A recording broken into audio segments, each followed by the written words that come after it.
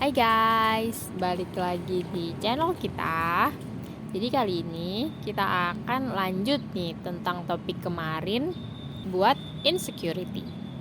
Nah, kita lanjutkan untuk pertanyaan selanjutnya akan dimulai ke Mbak Lulu, yaitu seberapa besar peran spiritualitas atau keimanan dalam proses healing dari insecurity?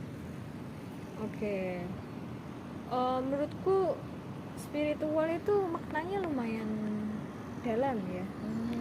Jadi kayak ketika aku itu, ini konteksnya aku ya, kalau kita mengingat tentang spiritual, nilai diri itu nggak ditentukan sama pencapaian duniawi aja. Jadi kalau aku lagi insecure sama dunia, mungkin jadi kayak kayaknya Tuhan tidak melihat ini sebegitunya, jadi nggak apa-apa gitu. Terus juga kan mungkin dari keimanan dan agama juga, Tuhan itu menciptakan manusia sebaik mungkin dan tujuan. Jadi nggak perlu kalau aku lagi insecure, jadi aku kayak ngomong ke diriku sendiri, nggak perlu se-insecure itu, karena Tuhan pasti menciptakan kita dengan tujuan. Benar. Dengan sempurna mungkin. Dan nggak mungkin kalau kita menghina diri kita sendiri, artinya kan kita menghina ciptaan Tuhan juga kan. Benar banget.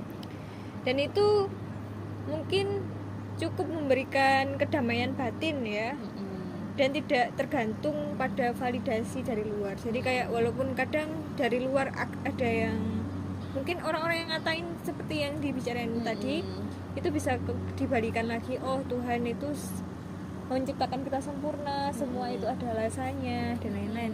Kalau dari aku sih kayak gitu, spiritualitas itu sangat healing lah.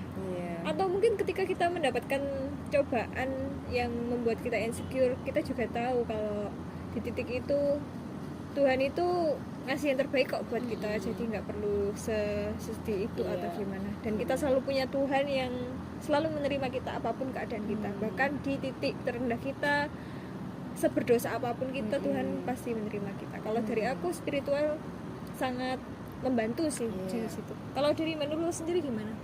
Setuju sih kalau dari aku, spiritualitas itu membantu banget. Karena aku selalu bilang kayak Tuhan itu menciptakan manusia dengan sebaik-baiknya bentuk. Bisa jadi apa yang kita nggak suka itu tuh sebenarnya baik buat kita. Nah, aku ada nih satu anime yang aku agak lupa ya judulnya, mungkin Akagami. Pokoknya dia itu rambutnya merah, terus dia itu benci sama rambutnya karena dia jadi obsesi dari satu pangeran yang pengen banget dapetin dia karena rambut merahnya itu. Pokoknya intinya dia itu ngerasa bahwa rambut merahnya itu bawa hal yang buruk buat dia atau bawa kesialan gitu lah ya. Nah, tapi ternyata ketika dia terus ngejalanin hidupnya, akhirnya dia tahu alasan kenapa dia punya rambut merah itu. Jadi rambut merah itu narik takdir atau cowok yang lebih baik lagi, yang emang benar-benar nerima dia, suka sama dia, kayak gitu. Jadi bisa jadi sesuatu yang kamu benci itu justru yang bikin kamu atau membawa kamu ke sesuatu hal yang lebih baik lagi. Jadi ya tetap sabar aja.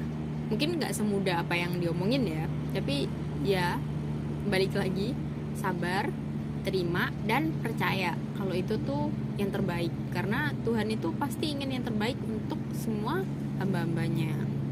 Oke. Gak kerasa ya, kayaknya kita udah di penghujung episode hari ini. Bener banget. Nah, jadi untuk part selanjutnya gimana nih? Kita akan meneruskan tentang insecurity ini di obrolan kita selanjutnya. Bener banget. Atau kalian kalau punya ide, pertanyaan atau topik yang seru atau tentang insecurity ini, apakah kalian setuju atau kalian punya cerita tentang insecure kalian sendiri nih, bisa ditaruh di kolom komentar. Benar. Oke, kalau gitu sampai jumpa di episode selanjutnya. Sampai ketemu lagi dan Bye bye.